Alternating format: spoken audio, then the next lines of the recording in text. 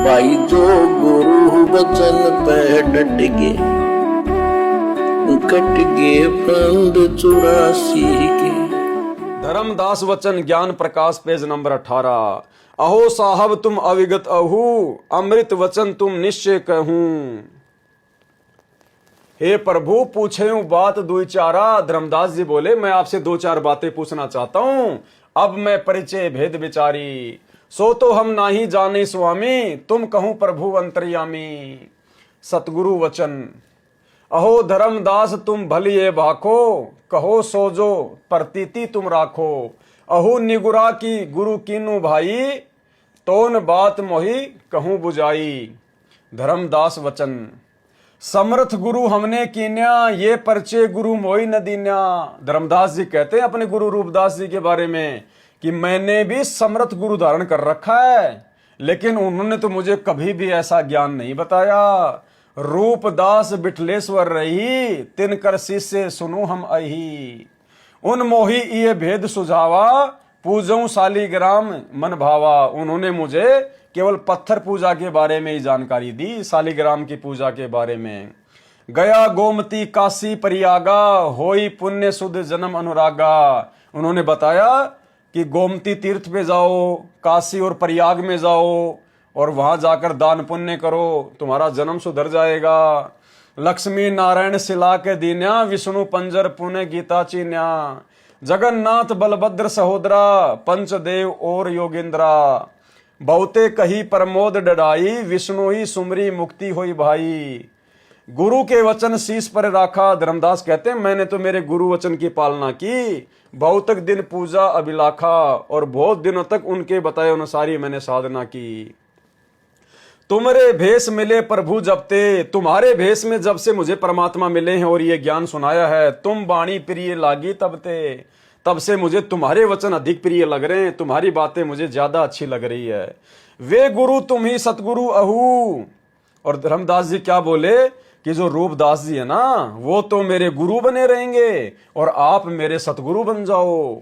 सार भेद मोई प्रभु कहू, और आप मुझे मुक्ति का मार्ग बताओ, सार भेद बताओ। तुमरा दास कहाऊं स्वामी। धर्मदास जी बोले अब मैं आपका दास कहाऊंगा, आपका भगत कहाऊंगा। यम ते छोड़ाऊं अंतर्यामी, मुझे काल के जाल से छुड़वाओ। उन्हों कर नाही निंद करावे, अस विश्वास मोरे मन आवे। वह गुरु सरगुण निर्गुण पसारा, तुम हो यम ते छुड़ावन हारा। सतगुरु वचन। परमात्मा क्या बोले जब धर्मदास जी अपने पहले वाले गुरु को छोड़ने को तैयार नहीं था कि भाई वो तो मेरा गुरु बना रहेगा और आप मेरे सतगुरु बन जाओ, तो जिंदा महात्मा रूप में परमात्मा क्या बोले, सुनो धर्मनी जो तव मन इच्छा, तो ही देऊ सार शब्द दीक्षा। दो नाव पर जो होय असवारा, गिरे दरिया में न उतरे पारा। कि धर्मदास अगर दो नावों की सवारी करेगा, उस पहले वाले भी गुरु को मानता रहेगा और मुझे भी सतगुरु बना लेगा, तो भाई गिरे दरिया में न उतरे पारा, तू भवसागर पार नहीं हो पाएगा। तुम अब निज भवन चली जाओ, तुम अपने घर को चले जाओ, गुरु परीक्षा जाई कराऊं। अब तुम रूपदास पे जाओ, अपना संसा दूर कराओ। भाई तुम रूपदास जी के पास ही चले जाओ, अपने पहले वाले गुरु के पास, और जो भी शंका तुम्हारे मन में है तुम उन्हीं से दूर करा लो। जो गुरु तुम्हें न कहे संदेशा, तब हम तुम्हें कहें देवे उपदेशा। अगर वो तुम्हारी शंकाओं का समाधान नहीं कर पाता है, तब तू मेरे पास में आ जाना, फिर मैं तुझे उपदेश दूंगा और उस गुरु को तूने परमानेंट छोड़ना पड़ेगा। धर्मदास वचन ज्ञान प्रकाश पेज नंबर 19। हे साहब एक आज्ञा चाहो, दया करो कछु प्रसाद ले आओ। फिर धर्मदास जी कहने लगे कि हे महात्मा जी मैं आपसे आज्ञा चाहता हूं, मेरी प्रार्थना है कुछ प्रसाद वगैरह का आप जी भोग लगाओ। सतगुरु वचन। परमात्मा क्या कहने लगे, हे धर्मदास मोई इच्छा नाही, सुधा न व्यापे सहज रहाई। हे धर्मदास मुझे भोजन करने की कोई इच्छा नहीं है, मुझे भूख नहीं लगती है, मैं तो अपनी सहज समाधि करता हूं, भगवान की भक्ति करता हूं। अपने आप को छुपाते हुए कह रहे हैं मालिक। सत्य नाम है मोर आधारा, कि मेरा आहार, मेरा जो शरीर जो चलता है ना, वो तुम्हारी तरह भोजन खाने से नहीं चलता। मेरा तो सत्य नाम से, सच्चे नाम की भक्ति से मेरा शरीर चलता है। यानी परमात्मा अपने आप को छुपाते हुए कह रहे थे। भक्ति भजन सत्संग सहारा, भक्ति भजन और सत्संग ही मेरा सहारा है। धर्मदास वचन, अहो साहब जो अन्न खाहूं तो मोरे चितकर मिटे न दाहू। हे भगवान, हे साधु जी, यदि आप भोग नहीं लगाओगे तो मेरे मन को शांति नहीं मिलेगी। सतगुरु वचन, तुम्हारी इच्छा तो ल्याओ भाई। फिर परमात्मा अधिक विनय करने पर कहने लगे कि ठीक है भाई, अगर तुम्हारी इच्छा है तो ले आओ। अन्न खाए तब हम जाई, तुम्हारा भोग लगाकर ही हम जाएंगे।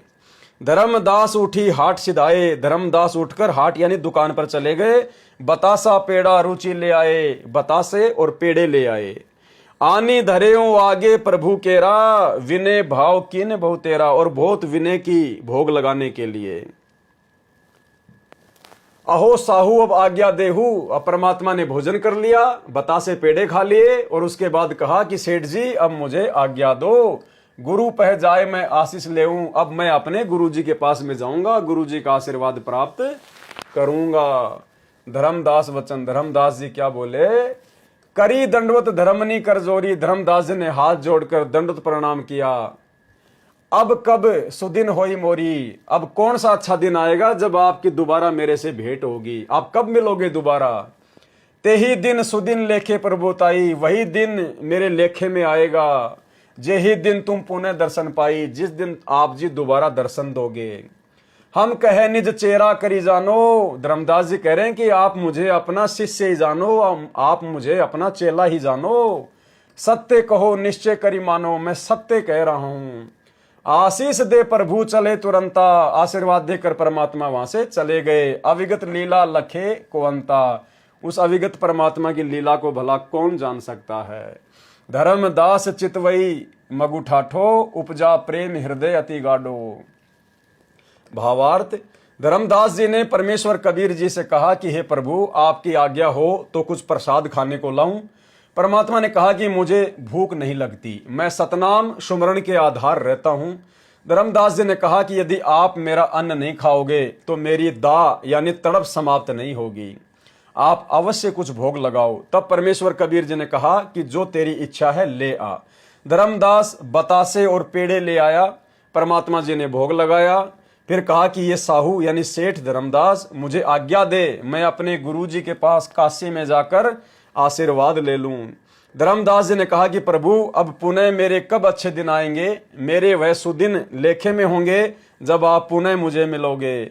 आप मुझे अपना दास मान लो, मैं विश्वास के साथ कह रहा हूं।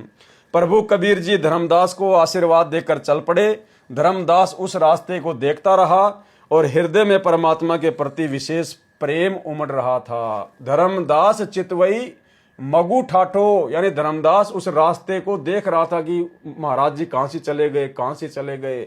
उपजा प्रेम हृदय अति गाढ़ो, और उनका जो हृदय था वो प्रेम से विभोर हो गया। धर्मदास उस रास्ते को देखता रहा और हृदय में परमात्मा के प्रति विशेष प्रेम उमड़ रहा था। तो भाइयों और बहनों, दया परमपिता परमेश्वर जी की। देखो भाइयों और बहनों, जितनी बुद्धि परमात्मा ने दास को बख्शी है, आप सभी भाई बहनों के समक्ष लाइव आने के लिए, परमात्मा जी के कर कमलों से लिखित कबीर सागर के सरलार्थ के ऊपर वीडियो बनाने के लिए। देखो दास उतना ही बता पाएगा, उतना ही समझा पाएगा। और दास ये काम भाइयों और बहनों सौपन में भी मत सोचना कि कोई मान बढ़ाई के लिए, कोई पैसों के लिए, कोई लोभ लालच में या कोई पब्लिसिटी के लिए कर रहा है। नहीं भाइयों और बहनों, वर्तमान में हमारे पिता जिस अज्ञान और पाखंड को मिटाने के लिए सतलोक से चलकर इस गंदे लोक में आए हुए हैं, और यहाँ पिछले 30 वर्षों से परमात्मा जो अकल्पनीय संघर्ष कर रहे हैं, और उसी संघर्ष के तहत परमात्मा पिछले 10 साल से हिसार की छोटी जेल में बैठे हुए हैं। तो बाहर आज उन्होंने ज्ञान से आप और हमें समर्थ बना दिया है, ज्ञान से उन्होंने आप और हमें परिपक्व कर दिया है। तो भाइयों और बहनों, आप और हमारी भी जिम्मेदारी बनती है कि हम भी अपने परमेश्वर जी के ज्ञान को जितना हो सके, जितना हमें समझ में आया है, हम दूसरे भगत भाई बहनों तक इस ज्ञान को पहुंचाएं। देखो हमारे भाव गलत नहीं होने चाहिए। हो सकता है हमें बहुत सारी वाणियों के अर्थ का नहीं पता है, क्योंकि हम जीव हैं। जितनी बुद्धि परमात्मा खोलेगा हम केवल उतना ही अनुवाद कर सकते हैं, उतना ही समझ सकते हैं, उतना ही हम समझा सकते हैं, क्योंकि हम जीव हैं। हमारी लिमिट है, हमारी क्षमता है। जीव कभी भी ज्ञानी नहीं हो सकता। पूर्ण ज्ञानी की तो बात ही अलग है। इस संसार में यदि कोई ज्ञानी है, सर्वज्ञ है, पूर्ण ज्ञानी है, तो केवल सतगुरु रामपाल जी भगवान है, कबीर परमात्मा है। तो भाइयों और बहनों, जितनी सतगुरु रामपाल जी परमेश्वर जी ने हम दासों के ऊपर दया बख्शी है, भाइयों और बहनों, हम केवल उतना ही समझ पाएंगे, उतना ही समझा पाएंगे। और आप और हमारे लिए सतगुरु रामपाल जी परमेश्वर जी की गैर हाजिरी में, उनके इसार जेल से बाहर आने तक उनकी भक्ति पर दृढ़ता के साथ में लगे रहने के लिए इतना ही आवश्यक है। तो भाइयों और बहनों, कबीर सागर के सरलार्थ में शुरुआत में धर्मदास जी का प्रकरण चल रहा है। आज हमारा ये प्रथम पार्ट है, पहला वीडियो है। अब धीरे धीरे जैसे हम आगे बढ़ेंगे, 2-4 वीडियो के आगे जब हम बढ़ेंगे, उसके बाद में फिर साध संगति के मतलब की बहुत सारी बातें, बहुत सारे भक्ति मार्ग के रहस्य, बहुत सारी अच्छी अच्छी शिक्षाएं जो आप और हम भगत भाई बहनों के विश्वास को दृढ़ करेंगी, फिर परमेश्वर आगे की वीडियो में धीरे धीरे हमारे समक्ष प्रकट करवाएंगे। तो आज हमारा ये पहले नंबर का वीडियो है।